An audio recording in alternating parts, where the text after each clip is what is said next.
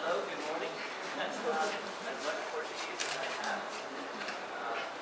But thank you for the fabulous introduction. Obrigado.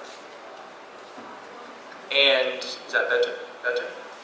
And I appreciate the efforts of the University of Lisbon, the faculty of the Institute of Education, the faculty of the Psychology Department, and especially the members of the organizing committee who have put in so many efforts to put together this wonderful Congress here in Lisbon.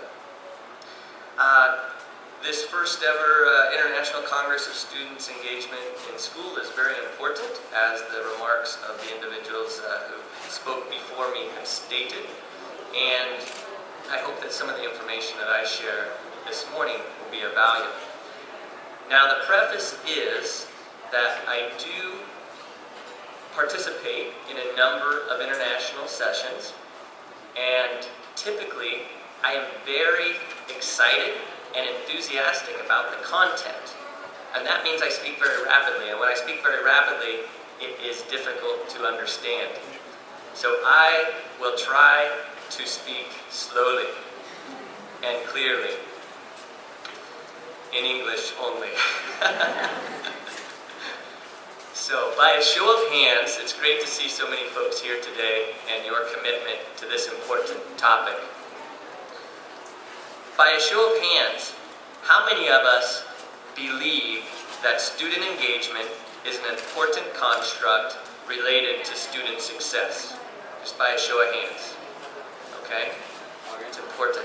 Very good. And how many of us have already engaged in research regarding student engagement? Just by a show of hands. Research. And how many of us as professionals have worked to support student engagement in the schools and the preparation of students? Okay, very good. And just to get to know each other a little bit more, how many of us are from here in Portugal? How many of you live here? How many in other parts of Europe? Okay. Anyone from Africa? Yeah. Welcome. Anyone from Australia? I don't see any. What about Asia? Yes, welcome. And South America? Welcome. And North America? Not to exclude. See? Very good. And Antarctica? Not likely, but I didn't want you to be left out. If you traveled all the way from Antarctica, you ought to be able to raise your hand. See? Okay. And we are here, yes? Okay, just to keep everyone oriented. You'll see some stars by my name. As was mentioned, I'm a professor at the University of California, Santa Barbara. But those stars represent that this research emerges from a group of researchers who initially had convened at the meeting of the International School Psychology Association in China in 2006. How many know the International School Psychology Association? Very good. They meet in Porto later this week. Dos dias, perhaps. The collaborators on this project, who I am here representing and continue to work with, met again in Finland in 2007, in the Netherlands in 2008, in Malta in 2009. But mostly, this collaboration has flourished because of the use of technology. And technology is so important in allowing for the communication and the scholarly collaboration that made this possible. So I wanted to begin by highlighting this, that the information that I'm sharing represents a collaborative contribution. In particular, these individuals from throughout the world, and I know to have a distinguished Feliciano Vega here in Lisbon, is one of those contributors.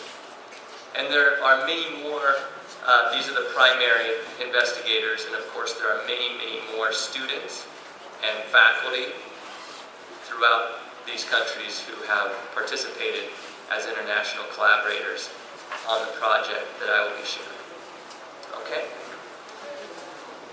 These are the countries involved, so ranging from Austria, Canada, China, Cyprus, Estonia, Greece, Malta, Portugal, Portugal, yay, Romania, South Korea, the United Kingdom, and the United States.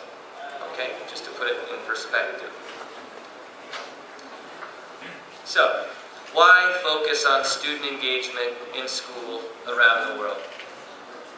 Perhaps, as was presented, it is to facilitate happiness. This would be good. We want all people to be happy. Also, the responsibility to facilitating the development of the students who will then become our communities, and wanting them to have success in school, learning, cognitively developing, socially developing, those relationships that were mentioned being so important, both among peers, among teachers, and with their parents, and within their communities. That these are some of the reasons why we would want to focus on student engagement. And when we think about the topics of interest, student engagement in school is one that we have found is very important and of great interest in so many countries throughout the world. Not just in Portugal, not just in the United States, not just in the United Kingdom or Africa, but throughout so many countries around the world.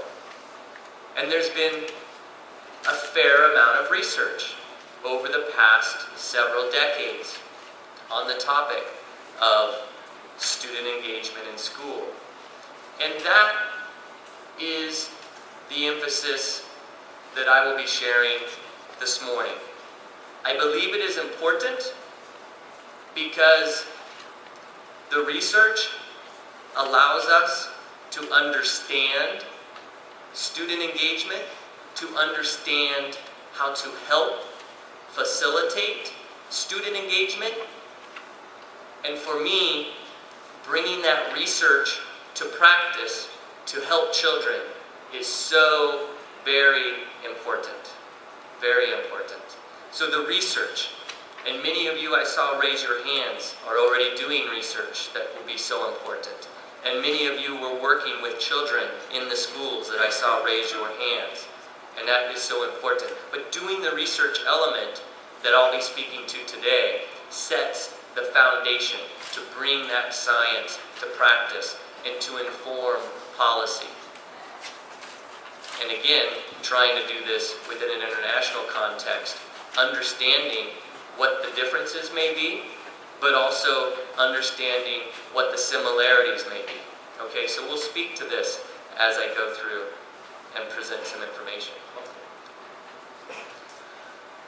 As illustrated in previous research, and as I will highlight in my presentation, as well as the many wonderful sessions that are planned for this International Congress focusing on student engagement. In many countries around the world, many educators and researchers see student engagement in school as an important dimension related to academic success and failure. So we're not just trying to avoid bad things, we're trying to help good things, right? We want to be happy, help the children be happy and all of us be happy. Related to things such as academic achievement, behavior, conduct, as well as school completion. or dropout, those students that do not graduate. Student engagement, as we look in the literature, helps to buffer against poor academic achievement and an assortment of negative adjustment outcomes. Also, before I begin sharing the details of the measure and the collaborative process, I want to share that it's become understood among the many research and scholars that work within this area that student engagement in school is best conceptualized as a multi-dimensional construct that includes affective, behavioral, cognitive, possibly other dimensions of student adaptations in schools. Okay? Am I speaking slowly and clearly so far? So far, so good? See. If I get going too quickly, just wave like this. I will slow down. But so far, so good. And you can see, for instance, our distinguished Dr. Appleton and colleagues have reviewed much of this literature related to these points in their 2008 article published in Psychology in the Schools. Let's think about student engagement in school as a multi-dimensional construct. How many of us have already thought about this multi-dimensional construct, thinking about student engagement in school? Okay, all right. So for those who hadn't been thinking about this, I'm going to sort of provide an outline of considering the affective engagement, for instance. Things such as liking for learning. Some of you might think about intrinsic motivation. Some of us like to learn. I'm certain the professors and the students like to learn. They've spent their entire lives in the university, in the school system, committed to education. Liking for school is another dimension of affective engagement. And here, sometimes we refer to this as school bonding or attachment. This has to do with those elements of how one feels towards and about the school, that affective engagement, liking for school. Another dimension that I'll mention in brief is the behavioral engagement. And this refers to the effort and the persistence in learning. So this is the behavioral manifestation of achievement motivation. Doing those tasks, sitting down and focusing and being actively engaged behaviorally. And so looking at those behavioral indicators. And I'll give some more examples here in a moment, but I just want to briefly provide some foundation. Cognitive engagement. Deep or meaningful information processing, and really thinking about what one is learning and being highly or deeply meaningful, engaged in that learning process. Okay, so these would be multiple dimensions of what we will refer to as student engagement. I believe it is important that we start here in our Congress to discuss this, because otherwise we will all use the term student engagement, but we may mean many, many different things. And importantly, for the collaborators, that was one of the tasks that we took on, was to try to identify, was there a common language? Was there a common understanding of what student engagement represented, what it meant, and, as I will share, can you measure it in a common way across children, across countries? Okay? And much of this work, the foundations toward an understanding of definitions and measures of school engagement and related terms, we reviewed 54 articles published between 1992 and 2002. We published this in the California School Psychologist Journal. And there's much to say about this, but I can only spend a few minutes to start the discussion to provide the foundation, okay? And you'll see we'll touch upon these elements as we go forward. What was the conceptual model underlying this study? What do you think? Who thinks this was actually the model? Raise your hand. No. But this one's very colorful. And when I saw this model, I thought, isn't this fabulous? Fabuloso, as I say. Oh, wow. But there's a lot of different things happening at the atmospheric level, and there's things happening in the water, and there's things happening here with the runoff and the Arctic Ocean and the sea ice mass. But this isn't our model. Our model is much simpler. Our model is very boring compared to this one, and not nearly as colorful. All right. So, here we have the contextual factors, the personal factors, student engagement in schools, influencing student outcomes. Pretty simple. The complexity is that what contextual factors or facilitators are there? The instructional context over here, the challenge that it presents to the student, the real life significance, the curiosity, does it get the student curious about the content? The autonomy, is it all telling the student what to do, or does the student have a place to learn and learn what they are intrinsically interested in? The recognition, the evaluation, these are all things that are happening within the instructional classroom, in the classroom, in the school building, okay? The social relatedness, the context of social relatedness, the teachers that were mentioned, the parent support and how much they believe in the value of education, the peer support, because of course during middle school and high school, as we look at adolescent development, they tend to focus mostly on what their peers think and less on what their parents think. They speak more to their peers. And then also what the influence of peer aggression is within this as well. And then when you look at the personal factors, what are the individual's motivational beliefs, their goal orientations, their attribution, their sense of self-efficacy? Those are each going to influence one's likely engagement in school. When we look at student engagement in schools, I already mentioned affective engagement, including liking for learning, liking for school, behavioral engagement, effort in learning, involvement in school activities, cognitive engagement, deeper meaningful processing, so this is the student engagement element.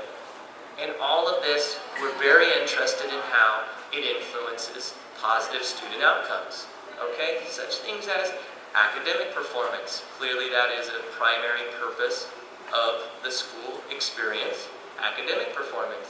But not only achievement, also social emotional development, the emotional functioning, healthy emotional functioning, as well as their behavior, their conduct, okay?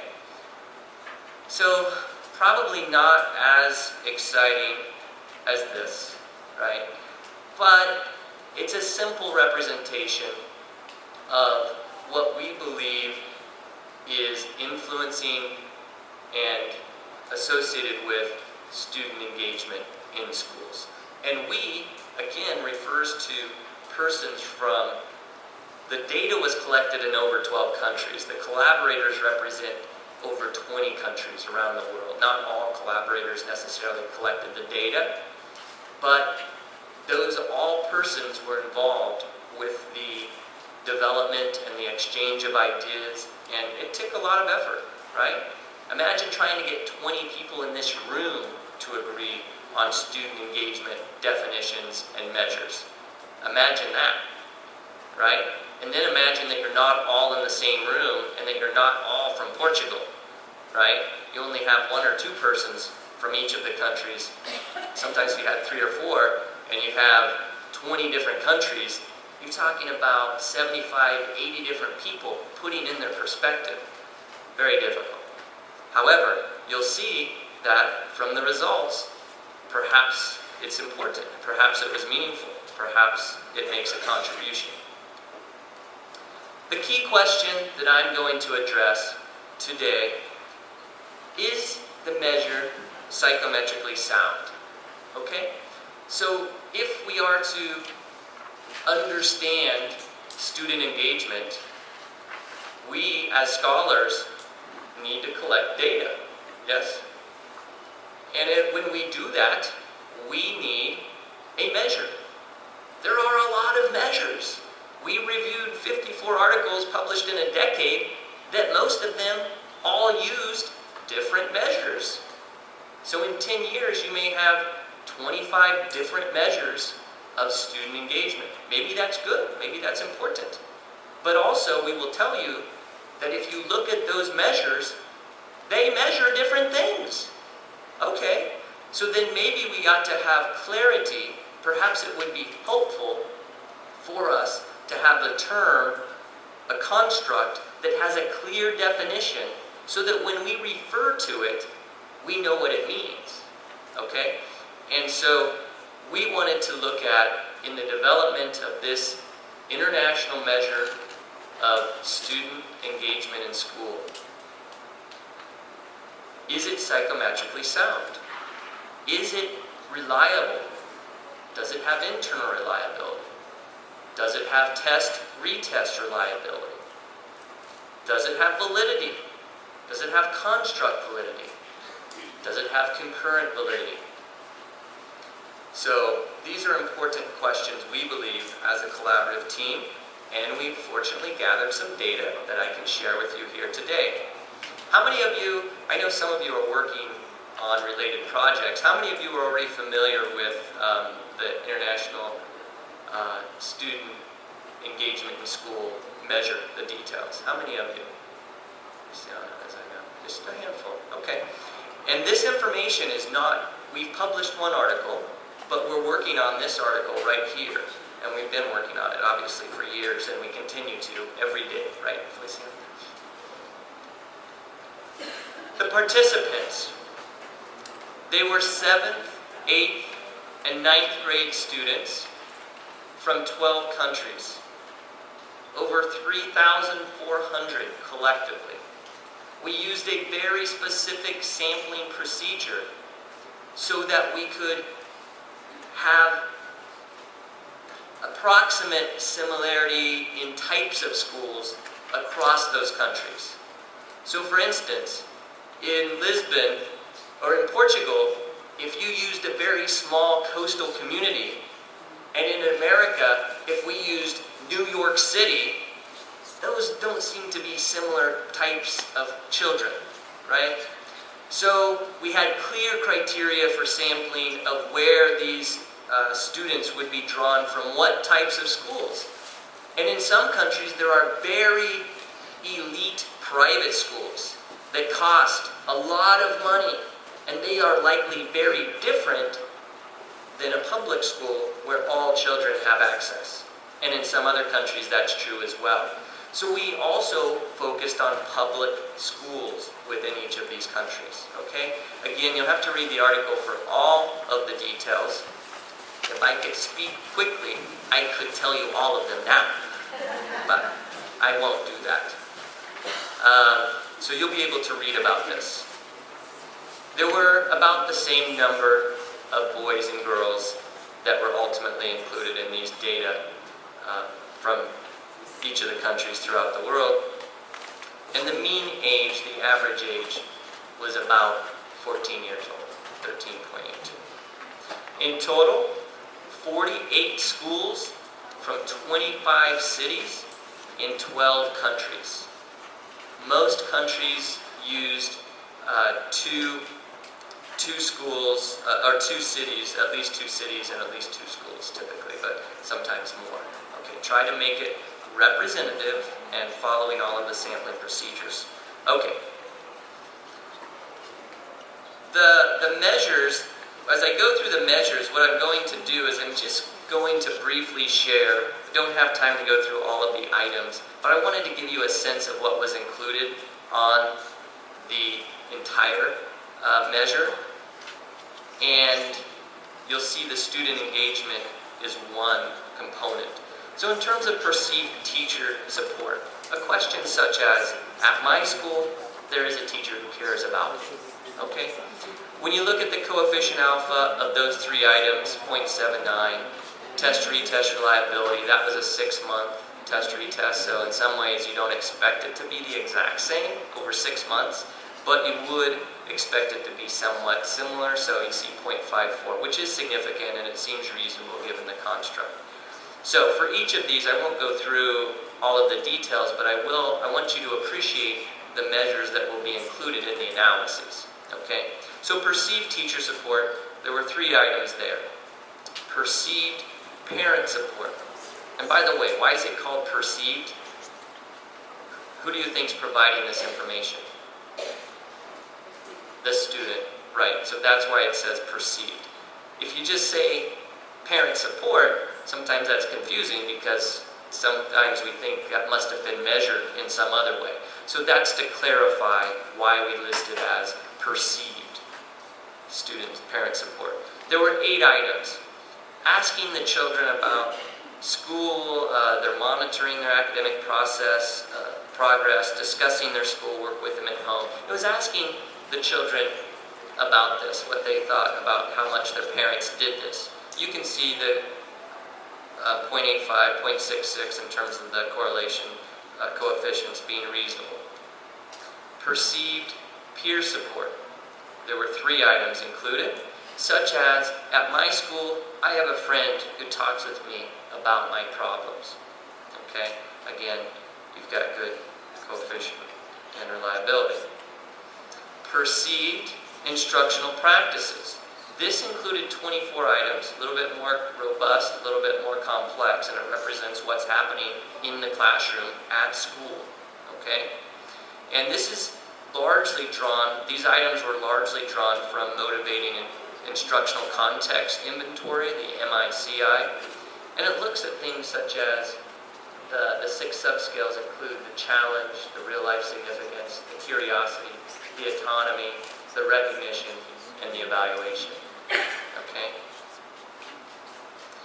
And then we also included the student engagement in school. And what you see here, for that effective engagement, we didn't just ask the one item, we asked 9 different items, okay? Including a question, I like what I am learning in school. For the behavioral engagement, we asked 12 items, including, I try hard to do well in school. And for cognitive engagement, we asked 12 items. For instance, when I study, I try to connect what I am learning with my own experience. Okay? There are a lot of items that are available so you can see them, but I just want to give you a sense of what it is that was measured for student engagement in school. We also had the teachers provide their ratings of the students' academic performance, right? Whether they're good at schoolwork, whether they have good performance on the tasks, on the tests, whether they do well on the assignments. And again, here we see very strong coefficients and correlations for internal and test-retest reliability. Teachers' ratings of school conduct. Things such as the student is well behaved in class. They follow all of the rules. They never get in trouble in class. And this had coefficient alpha of 0.94. And each of those teachers were providing this information for each of the students in their class who filled out the survey from the student's perspective. The teacher was then providing this rating. So when you think about data collection internationally, it's very, very big effort, right? Teachers providing information, students providing information. In terms of positive emotions, we used the emotional functioning scale. We used items from that and had 2 positive emotions, happiness and caring. Correlation was 0.33 with those 2.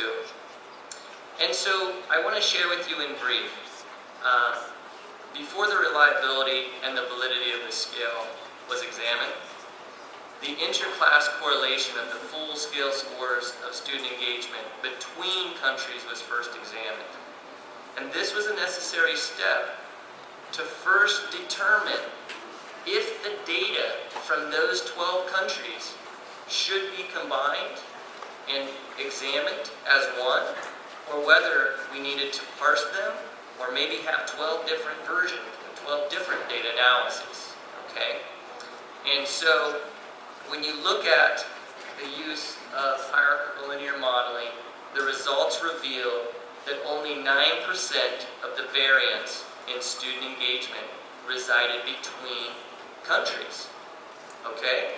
That's important also when you reflect on it, because it means that among the students around the world, there was much greater variation within students than there was between countries. That's fascinating in and of itself, but not the primary point of this presentation, but important to think about. So it was justified to combine and aggregate the 12 countries' data for further analysis, okay? And we've done a lot more than just this, but this is all I can share now because I have limited time today. Okay. Is the measure psychometrically sound in terms of student engagement in the schools? In terms of internal reliability, you see a high level of internal consistency for each of the 3 subscales, ranging from 0.80 to 0.89. The full scale also demonstrated acceptable internal consistency of 0.78. So these are positive, these are favorable, okay? What about test-retest reliability? This is looking at 6 months later on a sample of students that you see it was demonstrated between 0.60 and 0.74 across each of the 3 subscales. When you looked at the full scale score, 0.73. Again, you don't expect it to be 0.99 because these things can change and will change, as well as you will have measurement error.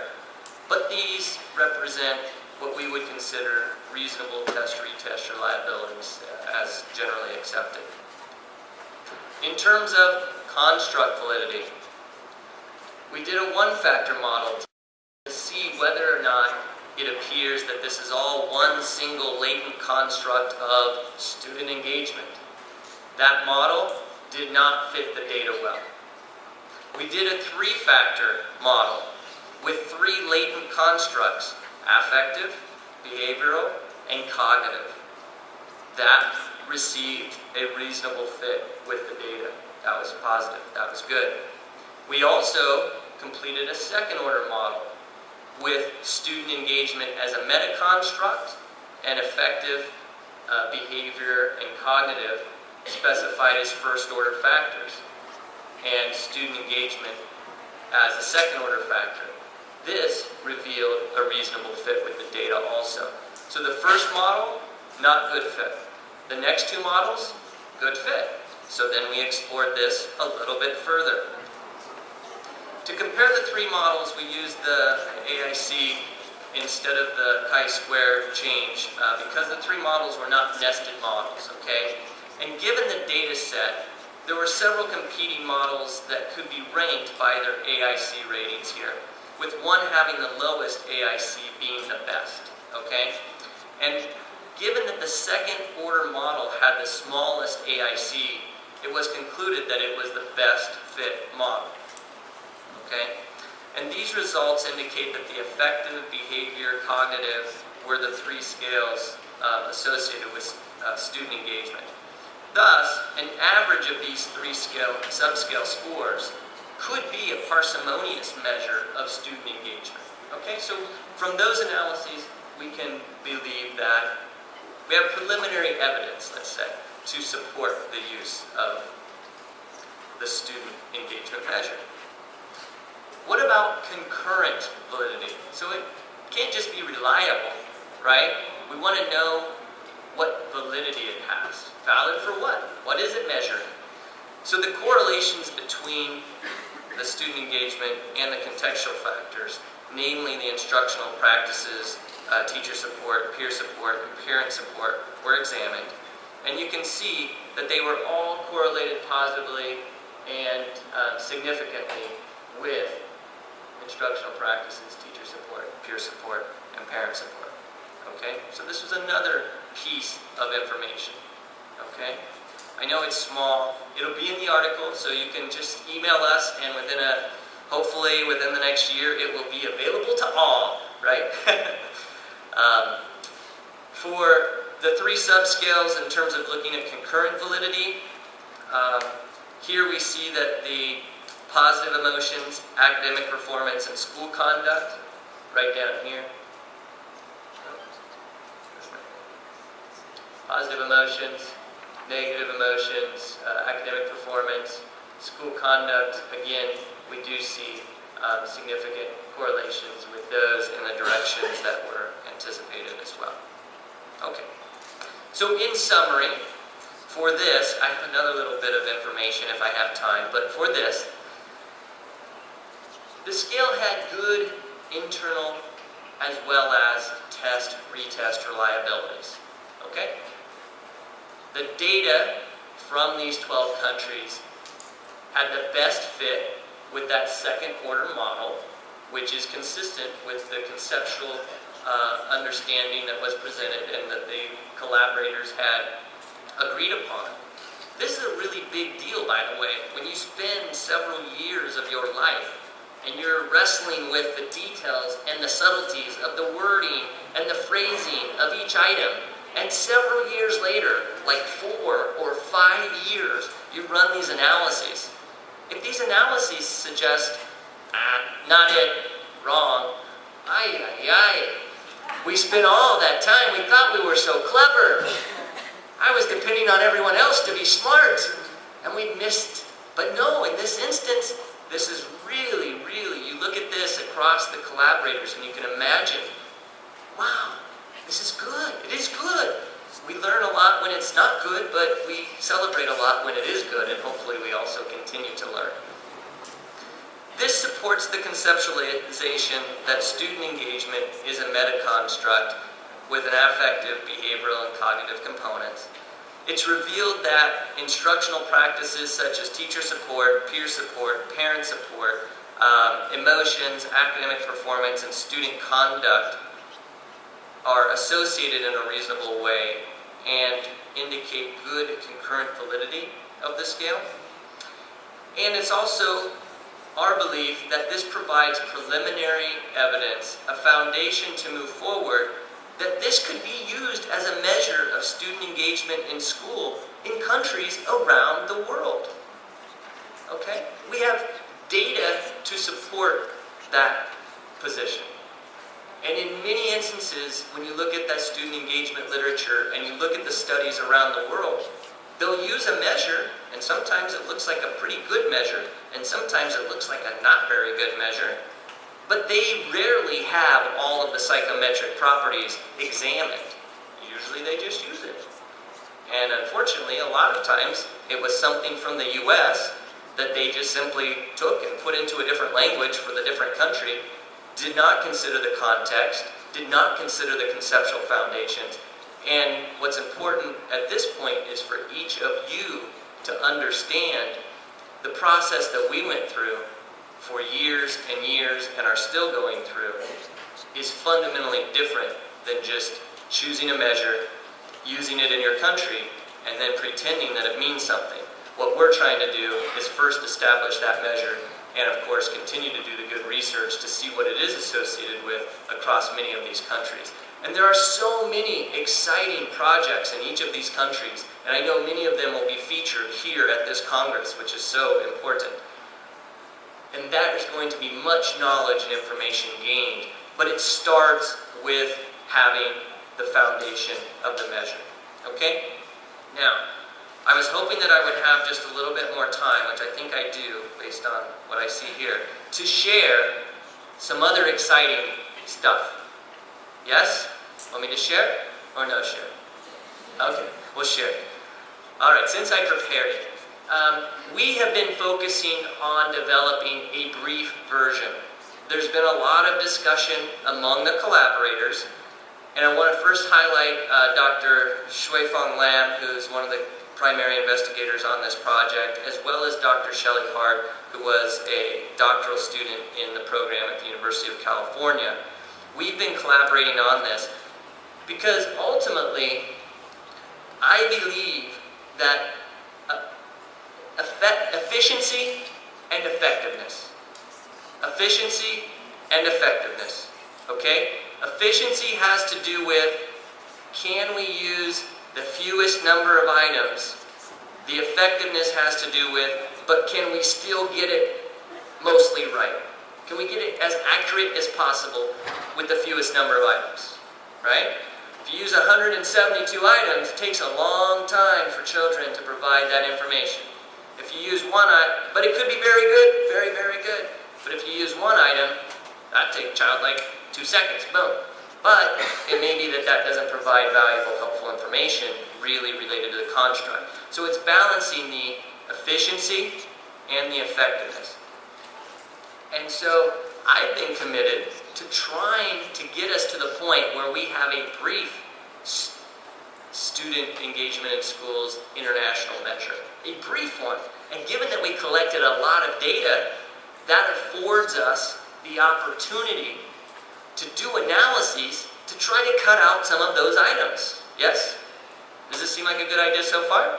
Are you with me? Yes? I'm going too fast, right? So, what we did was we used similar analyses and various confirmatory factor analyses, as well as considering the theoretical foundations of each item. And we looked at the reliability and validity. We compared the brief version once we were able to identify the items that seemed to be the most robust and hang together the best. We compared that as well to the full version. So that's very good because we can say, how does it compare the few items to using all of the items, right? Okay. And basically, you can see that when we did this, a brief model demonstrated improvement in fit and accounted for more of the variance. So ultimately, once we refine this, and I'll share with you some data here, once we refine this to the fewer items, we had very good correlations as well as consistent indicators with the previous. So how much did we cut it down? Well, we focused on having 6 in each area. We should have a test. Does anybody remember how many cognitive items there were? Anyone? 12. Got a winner over here. There we go. Front row. Get 100 points. 100 points for you. Bravo. And does anyone remember how many items behavioral had? What was that? 12. Who said it? Oh my gosh, you're racking them up. Okay, 150 more points. She's at 250 points. Very good. So, how many items did the affective have? Anyone? It's not 12. 9! Woo! All right. 72 points for that. Bravo. 9. So total, that's 33 items. Takes a long time. Even if you do it electronically online for a student, that takes a long time.